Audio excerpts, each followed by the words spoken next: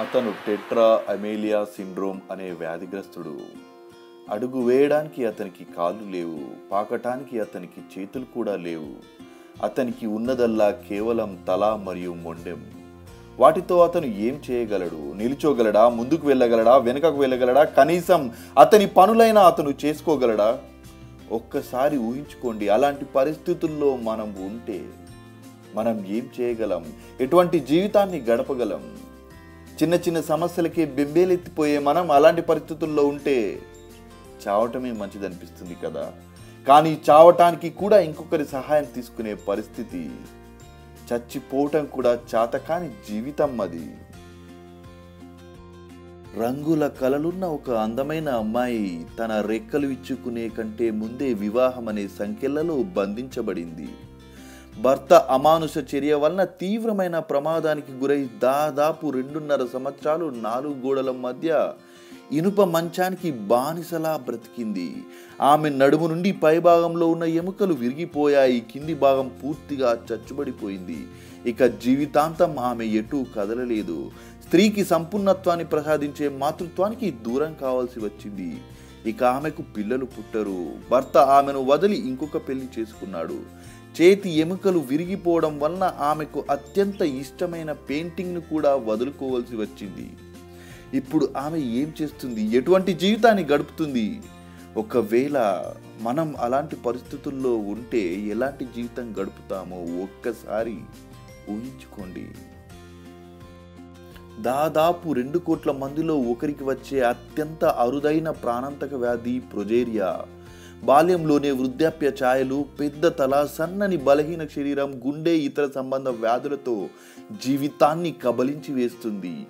ఈ వ్యాధిగ్రస్తులు 18 సంవత్సరాల వయసు వరకు కూడా జీవించడం అరుదు. అలాంటి వ్యాధితో ప్రేమలో పడిన ఒక బాలుడు ఎలాంటి జీవితాన్ని గడిపినాడు? మనమే ఒకవేళ అలాంటి పరిస్థితుల్లో ఉంటే ఏం చేస్తామో ఊహించండి. ఎలాంటి జీవితాన్ని గడుపుతామో ఊహించండి.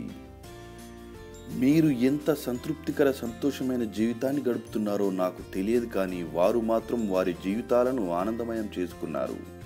వారి లక్ష్యాలను సాధించారు. ప్రపంచానికి మార్గదర్శకులై సంతృప్తికర జీవితాన్ని గడుపుతున్నారు.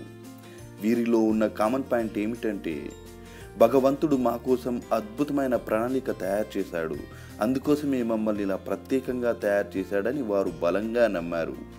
వారి జీవితాలను సంపూర్ణంగా యథాతథంగా ఆమోదించుకున్నారు. Yes, they accepted their life as it is. అక్కడి నుండి వారి జీవిత లక్ష్యం వైపు అనంతమైన సంతోషం కోసం ప్రయాణం ప్రారంభించారు. వారు అనుకున్న లక్ష్యాన్ని చేరుకున్నారు. మన దగ్గర ఉన్నదాన్ని వదిలి లేని దాని గురించి ఆలోచించడం, బాధపడడం మానవ సహజం. దానికి విరుద్ధంగా వారు వారి దగ్గర లేని దాని గురించి వదిలి ఉన్నదాని గురించి ఆలోచించడం ద్వారా అద్భుతం వైపు అడుగులు వేశారు. కాళ్ళు చేతులు లేని నిక్ వుజిచిక్ ప్రపంచ ప్రభావిత స్పీకర్లలో ఒకరిగా ఎదిగినాడు. వరల్డ్ ఎకనామిక్ ఫోరం వంటి అంతర్జాతీయ వేదికలపై ప్రసంగించాడు. అత్యంత విజయవంతమైన పుస్తకాలను రచించాడు. కొన్ని వేల ప్రయత్నాల తర్వాత నిల్చోవడం నేర్చుకున్న ఇతను ప్రపంచ దేశాల్లో పర్యటిస్తూ 100 కోట్ల ప్రజలను ప్రభావితం చేసే లక్ష్యం దిశగా వేగంగా ప్రయాణిస్తున్నాడు. ఒక్క అడుగు కూడా వేయలేని వ్యక్తి ఇప్పటికే దాదాపు 70 దేశాలలో 73 కోట్ల ప్రజలకు చేరువయ్యాడు. 4 పిల్లల తండ్రిగా సంతోషమైన జీవితం గడుపుతున్నాడు. మనం కూడా భయపడే ఎన్నో సాహస క్రీడలు ఆడుతూ జీవితాన్ని సంపూర్ణంగా అనుభవిస్తున్నాడు.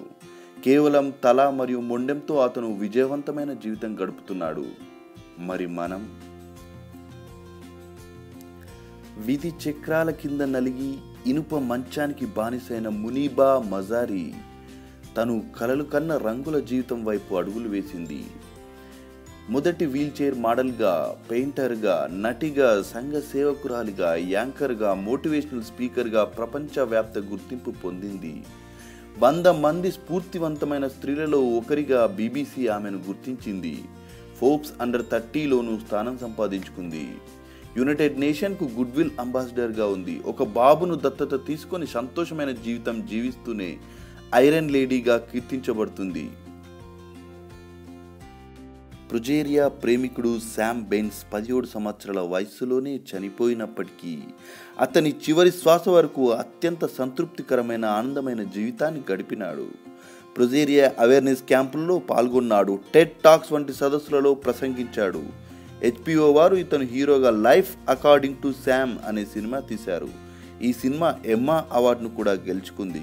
అత్యంత తీవ్రమైన వ్యాధితో నిరంతరం యుద్ధం చేస్తున్నప్పటికీ నీ గురించి ప్రపంచం తెలుసుకునే అత్యంత ముఖ్యమైన విషయం ఏమిటి అని అడగగా అతను అన్నాడు, I have very happy life. అతను చివరి వరకు సంతోషంగా ఉంటూ సంతోషంగా ఎలా జీవించాలో ప్రచారం చేశాడు. మనం ఎంత సంతృప్తిగా బతుకుతున్నాం, ఎంతవరకు సంతోషకరమైన జీవితాన్ని గడుపుతున్నాం? మనం సమస్యలుగా భావిస్తున్నవి నిజంగా సమస్యలేనా? మనకు ఎదురవుతున్న సవాళ్లు మనం ఎదుర్కోలేనివా? ఇంకా కొన్ని రోజుల్లో చనిపోతానని తెలిసి కూడా శామ్ అంత సంతోషంగా ఎలా ఉండగలిగినాడు? మానవ జన్మ అద్భుతమైనది. ప్రతి మానవుడు తను సంతృప్తిగా ఆనందంగా జీవించడానికి మరియు తన లక్ష్యాలను నెరవేర్చుకోవడానికి అవసరమైన సామర్థ్యంను సంపూర్ణంగా కలిగి ఉంటాడు. కానీ ఆ సామర్థ్యంను గుర్తించడంలో, లక్ష్యాలను నిర్దేశించుకోవడంలో మాత్రం విఫలం అవుతున్నాడు. ఫలితంగా తీవ్ర అసంతృప్తికి, ఆందోళనకు, కుంగుబాటుకు గురై అందమైన జీవితాన్ని నరకప్రాయం చేసుకుంటున్నాడు. మనం ఎలా పుట్టాం, ఎలాంటి పరిస్థితుల మధ్య పెరిగాం, ఏం చదువుకున్నాం, ఆరోగ్యంగా జన్మించామా, అసంపూర్తిగా ఉన్నామా అన్నది ప్రశ్న కాదు. నిన్ను నీవు ఆమోదించుకొని నీలో ఉన్న ప్రత్యేకతను గుర్తించి దానికి అనుగుణమైన లక్ష్యాన్ని నిర్దేశించుకున్నావా?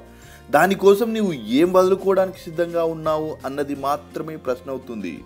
అదే నీ జీవితాన్ని ఆనందమయం చేస్తుంది. జీవితం ఎటువంటి బహుమతిని ఇచ్చినా స్వీకరించాల్సిందే. అలా స్వీకరిస్తేనే కదా మనకు వచ్చిన ఆ బహుమతి ఏమిటో, దానితో ఎటువంటి అద్భుతాలు చేయగలమో తెలుస్తుంది.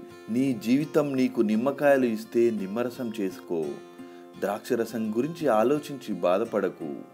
మీ బలహీనతల గురించి, మీ వైకల్యాల గురించి ఆలోచించడం మానివేయండి.